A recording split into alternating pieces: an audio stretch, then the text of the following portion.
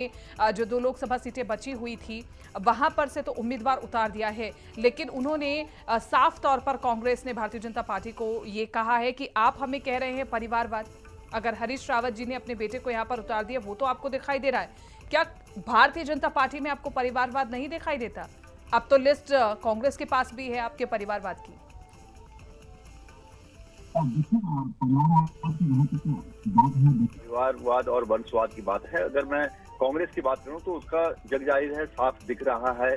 और भारतीय जनता पार्टी का परिवारवाद, अगर कोई किसी बड़े नेता के बच्चे अगर तन्मयता से काम करते हैं, पार्टी की सेवा करते हैं, उसमें आगे आते हैं, तब जाके उनको टिकट मिलता है। तो दोनों जगह अंतर है। आज हरिद्वार सीट का उदाहरण इसके लिए बहुत अच्छा है। आप देख सकते हैं कि हरीश रावत जी के बेटे को उत्तराखंड में कोई जानता नहीं है, आज उनको सीधे सांसद का टिकट मिल गया है। वो उनकी पिताजी की देन है। आप देखिए, अभी मैं आपकी रिपोर्ट देख रहा था, उसमें ये रिपोर्ट में था कि एक जो नैनीताल सीट से उम्मीदवार हैं वो राहुल गांधी जी के करीबी हैं और कहीं कुछ।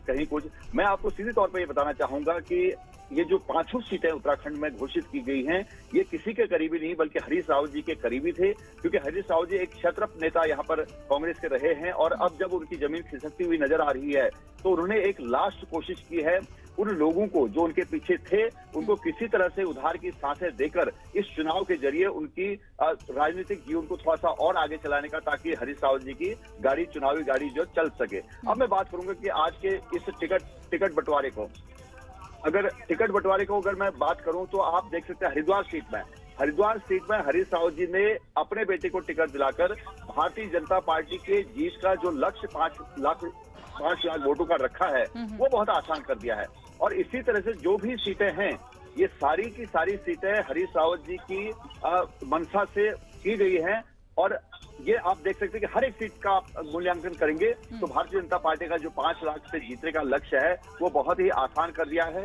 और उत्तराखंड में ये चर्चा कांग्रेस के अंदर और जनता के अंदर अब चल रही है कि हरीश रावत जी जिताने के लिए नहीं बल्कि अपने लोगों को जिंदा करने के लिए ये सारा काम कर रहे हैं। और नहीं, लेकिन इसमें दिक्कत क्या है? अगर पार्टी के भीतर किसी वरिष्ठ नेता की राय मशवरे को माना जा रहा है तो इसमें दिक्कत क्या है? कुमारी शैलजा भी तो वहां पर पहुंची हुई हैं, उनसे भी सलाह मशवरा किया जा रहा है, वो भी हरियाणा की राजनीति को बहुत बारीकी से देखती हैं।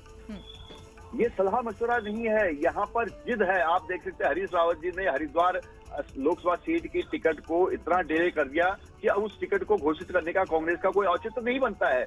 पहले चरण का चुनाव उत्तराखंड में होने जा रहा है, 19 अप्रैल को चुनाव होना है। कांग्रेस अब जाके प्रत्याशी उतार रही है और वो भी एक अननोन प्रत्याशी। वो केवल उनका ये है कि वो हरीश रावत जी के पुत्र हैं। और हरीश रावत जी का पुत्र होना कोई क्राइटेरिया नहीं होता है, क्योंकि हरीश रावत जी आज खुद नेपथ्य पे हैं और खुद को जिंदा करने की मुहिम चला रहे हैं। तो ये कह सकते हैं कि आप कांग्रेस ने 5 सीटें जो यहाँ पर घोषित की है उत्तराखंड में, ये घोषित करके भारतीय जनता पार्टी के 5 लाख से जीत के लक्ष्य को बहुत आसान कर दिया है। ओपनिंग रिमार्क ले लूं सर, फिर मैं आती हूँ। सर मैं एक बार सभी से ओपनिंग रिमार्क ले लूं, फिर मैं आती हूँ। शीशपाल सिंह बिष्ट जी, एक